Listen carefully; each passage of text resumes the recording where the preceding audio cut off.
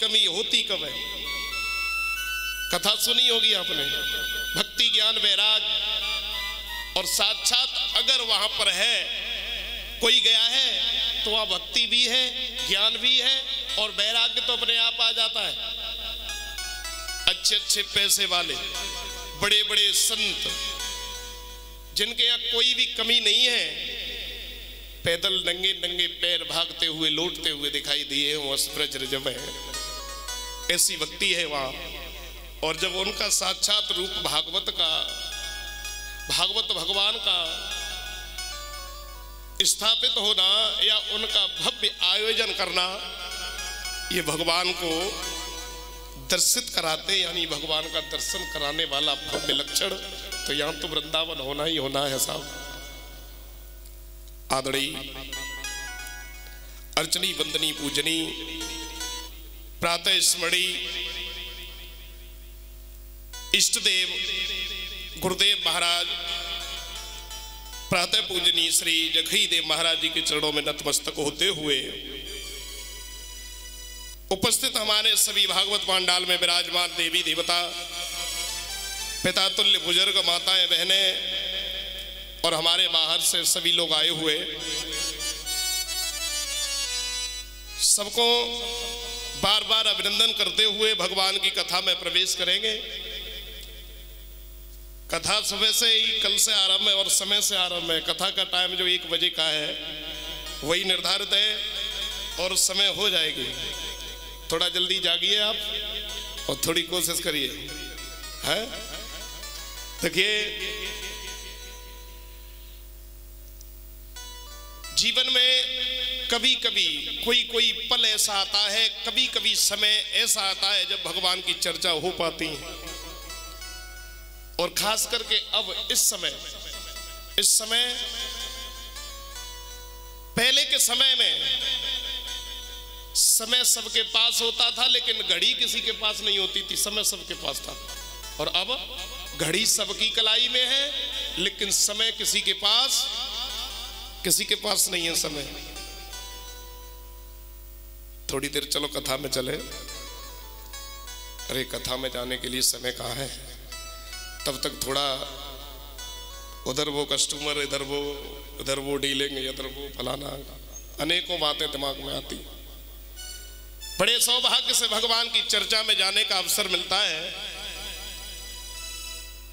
और अब वो सिमट के बहुत छोटा हो गया है, क्योंकि अब 7, 9, 11 दिन होता था प्रोग्राम भगवान का। अब वो सिमट गए, क्योंकि कारोबार इतना फैल चुके हैं कि अब समय नहीं है। समय तो किसी के पास नहीं है। बिल्कुल बड़ी बूढ़ी माँ जी हैं, उनसे पूछ लीजिए आप, चलो भागवत में, लेकिन तो उन्हों के दिमाग में जय आवी लला, चलें कैसे? बहुत बिजी हैं, समय नहीं है।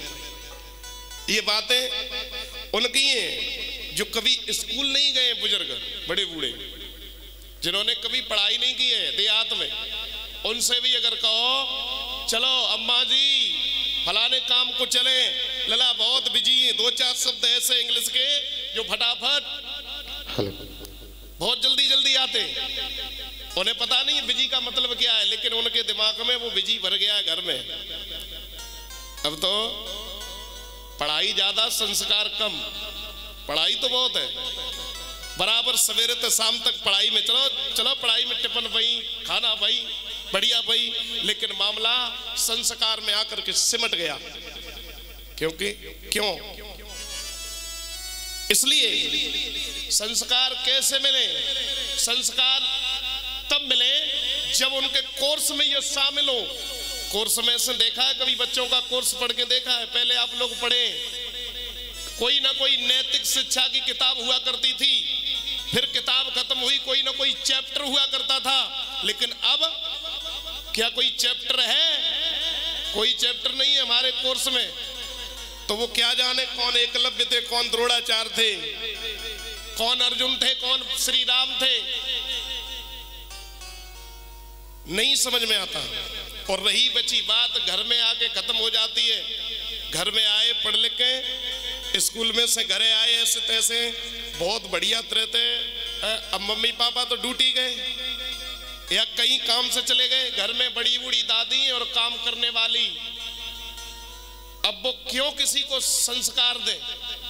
संस्कार देने के लिए दूसरे माता पिता जो 10,000 से लेके लाखों रुपए तक मिल जाते हैं, इतने से टनेटन घर में बैठे, कितना भी बच्चा रो रहा हो, एक डिवाइस मोबाइल फोन उसे दे दीजिए, भाई छोटा हो चाहे बड़ा हो, वो कभी रोएगा नहीं, कभी नहीं रोएगा, वो कभी भी मम्मी पापा को याद नहीं करेगा।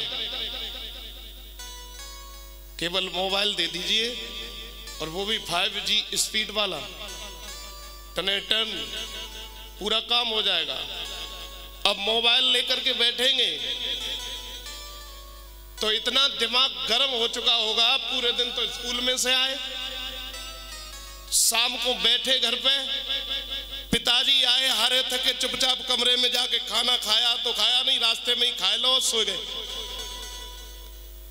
उन्हें यही नहीं पता कि मेरा बेटा चाह क्या रहा है, मेरी बेटी चाह क्या रही है, इसके लिए हमें समय है या नहीं है। अगर उन्हें हमने अपना समय नहीं दिया, उन्हें हमने पूर्वजों के बारे में नहीं बताया, तो वो बिल्कुल दूसरी गलत रास्ते पर चले जाएंगे। ऐसा हो नहीं सकता। ऐसा तो वो बड़ा मुश्किल वाला, नसीब वाला होगा जिसके घर में आज के समय बुजुर्गों को उनका लड़का पूछ रहा होगा कि पापा खाना खा लिया या नहीं खाया। वो बहुत नसीब वाला होगा जिसकी माँ को, बड़ी बूढ़ी माँ को पूछ लेता होगा उसका लड़का या उसकी बहू, माँ जी तुमने भोजन किया या नहीं किया, तो समझ लो बहुत कुछ मिल गया, सब कुछ मिल गया। केवल यही पूछ ले, इतना भी पूछने का माताजी पिताजी को समय नहीं है। समय बहुत तेजी से बदला है, और कितनी देर में बदला है, मेरे हिसाब से 5 और 10 साल के अंदर में सब कुछ बदल गया है, बहुत कुछ बदल गया है। समय नहीं है किसी के पास, किसी के पास समय नहीं है। बड़ी मजबूरी है जो हम बैठे, अगर मजबूरियां नहीं हो, क्योंकि उनका व्यवहार है, उनके व्यवहार में जाना है, तो हम कभी नहीं आते। आते भी तो 5वें 6वें दिन 7वें दिन आते, कुछ जो भी करना करते और चले जाते। भैया समय बड़ा बलवान है।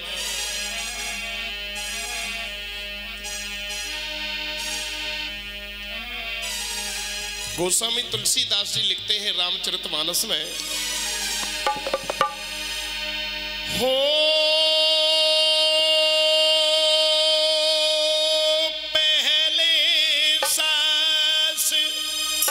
ससुरपति पूजा,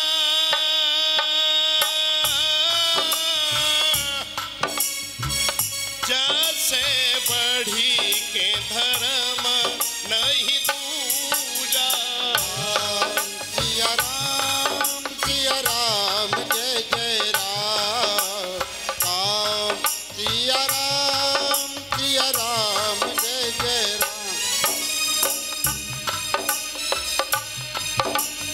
वो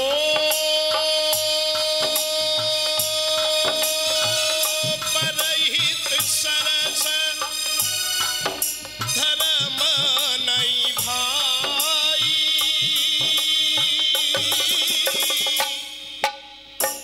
पर पीड़ा समनाए अधमाई। बोला सिया राम जय जय राम, सिया राम जय जय राम।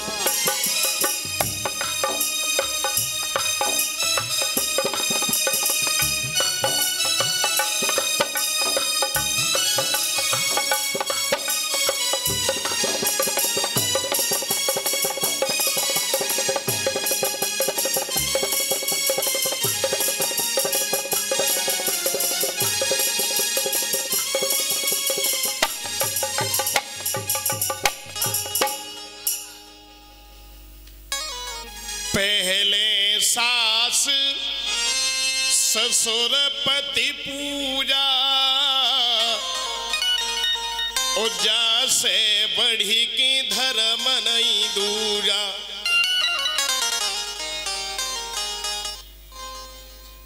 एक सुलक्षणी पत्नी का सबसे बड़ा कर्तव्य है, सबसे बड़ा धर्म है पति की और अपने सास ससुर की पूजा करना, सास ससुर की सेवा करना, उनकी अच्छी तरह से देखभाल करना। क्योंकि उनकी देखभाल नहीं करोगे तो तुम्हारी देखभाल भी नहीं होगी, ये 100% सत्य है। पहले पुराने समय में सतयुग द्वापर त्रेता में, कलयुग ने आते ही आते परीक्षित से किया, महाराज कलयुग केवल नाम आधारा, नाम ही मेरा बेकार है, लेकिन यह हिसाब किताब क्लियर होता है, यह लेखा जोखा रखा नहीं जाता, यह जो भी होना है वो उचित समय में और तुरंत ही जीवन के चक्र में ही हो जाता है, आगे पीछे नहीं जाता कि उनका उन्हें भोगना है, उनका उन्हें भोगना है, खुद भोगना है। इस दुनिया में दगा किसी का सगा नहीं है, और ना मानो तो करी देखो, जिस जिसने है दगा करी तो उनके जाकर घर देखो। इस दुनिया में दगा किसी का सगा नहीं है। सास ससुर पति और माता पिता की सेवा कौन कौन करते हैं? किसी ने सुबह उठ करके पैर छुए? बहुत बढ़िया, क्योंकि यहाँ चुनिंदा वही लोग आए होंगे जिन्होंने पूजा करी होगी। देखो अब बड़ी मजबूरी है, ससुर पैर नहीं छुलवाते, सास है नहीं, वो चल बसी। ये भी बड़ा असमंजस है, बहुत से लोग नहीं पैर छुलवाते क्योंकि बेटी और बहू में अंतर जो नहीं करते वो पैर नहीं छुलवाते, वो केवल उन्हें अपना आशीर्वाद देते हैं। और जिस घर में नारी का सम्मान होगा उस घर में लक्ष्मी अपने आप दौड़ी दौड़ी आएगी। जहाँ क्लेश होगा, जहाँ नारी की पूजा होती है, सभी देवता आते कि नहीं आते? आते हैं। और जहाँ औरत का सम्मान नहीं है, माँ बहन का सम्मान नहीं है, वहाँ किसी का सम्मान नहीं है। तो मेरा तो केवल एक ही मतलब है, इन 7 दिन में कथा ऐसा कोई नहीं है जो नहीं जानता, सब तरीका से जानते हैं, डिजिटल तरीका से जानते हैं। आज का जमाना दूसरा है, जिसको चाहेंगे सुनेंगे, अच्छे अच्छे वक्ता सुनने को मिलेंगे। और एक बात बताऊं, आज के समय में वक्ता से श्रोता ज्यादा होशियार है, क्योंकि आए दिन अच्छे अच्छे महापुरुषों की कथाएं अच्छे से अच्छे सुनता है, और छोटे से छोटे की सुनता है, बड़े से बड़े की सुनता है। ना सुने तो 1 मिनट में फलाने महाराज सोई चल करे टीवी पे ठाड़े। अब कहूं देख में नहीं जानो, जब गूगल के जमाने में अब कहीं भाग के नहीं जाना, घर पे ही सेवा उपलब्ध है। तो आप ही नहीं, जहां भी जाओ सब श्रोता ज्यादा होशियार है। वक्ता अपनी जीवन की, अपने मेहनत की, जो अपना सीखा या अपना पढ़ के संतों से गुरुओं से सीखा वो कहेगा, लेकिन आप 10 जगह सुन करके आकर के बैठेंगे। लेकिन ध्यान रखना, यहाँ जिनकी असीम अनुकंपा से आना हुआ है, जिनकी सेवा में दिनों रात लगे हैं, वो प्रत्यक्ष भगवान का एक अंश है, जो ऑटोमेटिक तुरंत ही जवाब दे देते हैं, अपने आप ही अपनी लीला दिखाते हैं। और ऐसा कोई स्थान नहीं है पूर्वांचल में जिस जगह उनकी पूजा ना होती हो, और ऐसी कोई जाति नहीं है जो बाबा की पूजा करने के लिए ना जाता हो, और ऐसी कोई चीज नहीं है, ऐसी कोई वस्तु नहीं है जो बाबा के दरबार में उपस्थित ना हो। मिट्टी से लेके, कोयला से लेकर के सोना चांदी तक बाबा के दरबार में चढ़ता है। कौन कौन गए हैं?